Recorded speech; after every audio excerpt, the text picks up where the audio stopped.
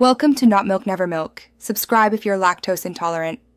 You start by securing what matters, back up personal files, and verify the copies. Once done, create a bootable USB with the replacement OS or a rescue tool. Choose Rufus or Baelna Etcher, or use DD on Linux. Make sure your BIOS or UEFI is set to boot from USB and disable fast boot if necessary. You should also note any activation keys and download drivers ahead of time, because interruptions later make recovery slower and more error-prone.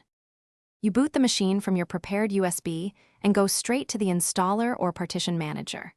Once inside, identify the old OS partitions, look for NTFS or ext4 and the EFI partition, and delete or reformat them depending on your plan. If you need secure disposal, overwrite with zeros or use a secure erase utility to prevent recovery. Make sure you do not touch partitions from other OS installations you want to keep. Confirm each change before you apply it, because it is irreversible.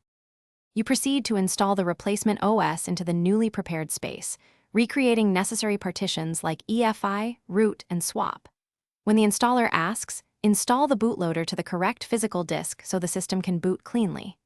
Once installation completes, reboot and test critical hardware and drivers, restore your backups and settings. If the system does not boot, check BIOS or UEFI boot order, secure boot settings, and whether the bootloader installed to the intended device. That single